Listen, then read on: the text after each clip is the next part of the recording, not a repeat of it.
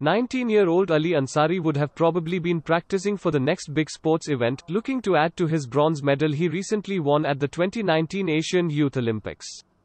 But Ansari, a promising decathlete, has been forced to take over his father's fruit cart in Mahipalpur. Ansari talked about his medal hauls while explaining the 10 disciplines of a decathlon. Talking to NNIS Sports, he said the pandemic had adversely impacted his sports career and forced him to sell fruits to ensure his family survives. There is anguish in his voice when he recounted what his family told him. They said, because even when you did not win the medal, there was nothing, and when you won the medal, now you are still nothing. So what is the use? You worked day and night, worked so hard, brought the medal, made the country proud, then what is the benefit? मैं school जब पढ़ता था तो school में हमारे sports day हुआ था, तो उस स्पोर्ट्स डे में बच्चों ने मेडल जीता था स्कूल में, तो उनको फिर प्राइज़ मिला गया असेंबली में।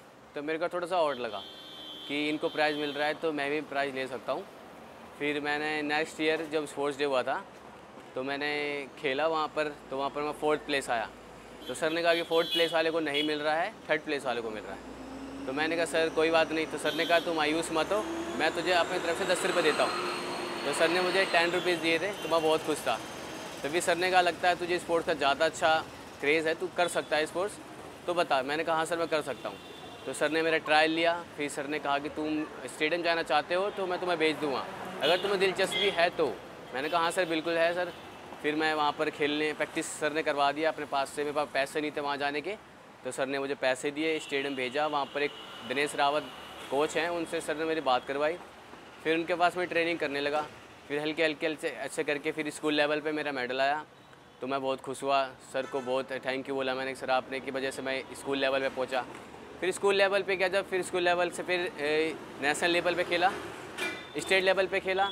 फिर स्टेट लेवल पे मेडल आया मेरा। फिर उसके बाद मैं नेशनल लेवल पे खेला, फिर नेशनल लेवल पे मेडल आया। फिर मेरा क्वालिफाई इंटरनेशनल लेवल पे हो गया। फिर भगवान के रहमो करम से इंटरनेशनल में भी मैंने देश का नाम रोशन किया मेडल मार के।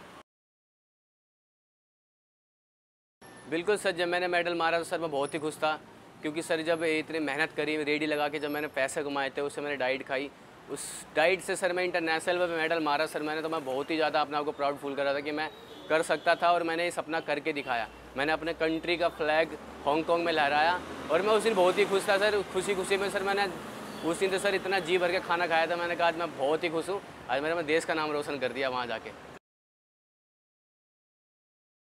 कोई सपोर्ट नहीं करता सर। फैमिली बोले कि इतना सब कुछ करने के बाद भी तुझे कोई सपोर्ट नहीं कर रहा है, फिर क्या फ़ायदा एथलेटिक्स से यहाँ तक का मेडल लाने का।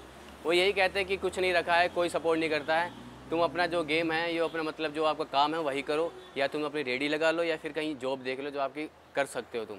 क्योंकि अगर तुम्हारा मेडल नहीं था तब भी तुम कुछ नहीं थे, अब तुम्हारा मेडल है तब भी अब तुम कुछ नहीं हो, तो क्या फ़ायदा करके। तुमने इतनी रेडी को ढकेला, तुमने रातों में, दिनों में, दोपहरों में इतनी मेहनत करी, तुम मेडल लाए, देश का नाम रोशन किया, उसके बाद फिर वही हालत, तो क्या फ़ायदा। मैंने जब कहा घर वालों से मुझे स्पोर्ट्स में ही करियर बनाना था, घर वालों ने कहा कि नहीं हो सकता है, क्योंकि हमें पता है कि स्पोर्ट्स में पैसे बहुत लगते हैं और हमारे पास इतने पैसे नहीं है कि तुझे हम स्टेडियम भेज सकें। और जो डाइट होती है एथलेटिक्स, मतलब जो दौड़ने में जो ताकत लगती है वो ख़त्म हो जाएगी ताकत दौड़ने में, तो हम पैसे नहीं हमारे पास तुझे डाइट खिला सके। तो हम तो यही कहेंगे तुम मत कर, बाकी तेरी इच्छा है ज़िंदगी में, तुझे क्या करना है क्या नहीं करना वो तेरे ऊपर निर्भर करता है। मेरे को थोड़ा सा बहुत मन में वो था कि मैं अपने लिए, अपने फैमिली के लिए, अपने स्टेट के लिए, अपने कंट्री के लिए मेडल ले सकता हूँ। तो मेरे को ना अब स्पोर्ट्स करने का बहुत ही दिलचस्पी थी। मैंने जब घर वालों ने मना कर दिया कि हम अफोर्ड नहीं कर सकते, तो घर वाले मुझे 15 रुपये देते थे, तो मैं उसमें ही बस से किराया लगा के जाता था। तो कभी कभी किराया मतलब लगाता था, वैसे रख लेता था डाइट के लिए।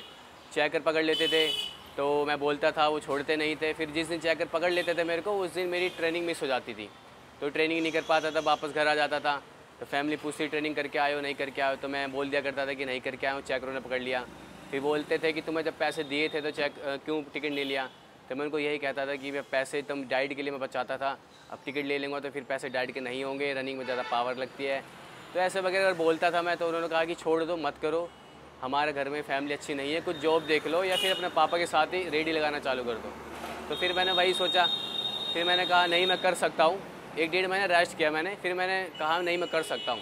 फिर उसके बाद मैंने क्या किया, मैंने थोड़ा सा सोचा समझा, फिर मैंने बात करी, फिर मैंने अपने पापा से बात करी। मैंने कहा ठीक है तुम मुझे अफोर्ड नहीं कर रहे हो, तो ऐसा करता हूँ, मैं खुद रेडी लगाता हूँ, जो भी इसमें पैसे बचेंगे रोज़ 200, 250, 300 आधे मैं घर पे दे दूँगा और आधे मैं अपने डाइट के लिए स्टेडियम के लिए ले जाया करूँगा। तो वैसे ही 4-5 साल मैंने ऐसे रेडी लगा के ही प्रैक्टिस चालू करी है। मॉर्निंग में रेडी लगाता था, फिर इवनिंग में आके फिर रेडी लगाता था, फिर आफ्टरनून में थोड़ा रेस्ट करता था। तो ऐसे ऐसे पैसे थोड़े इकट्ठे करके मैंने ये आगे तक गेम किया, यहाँ तक।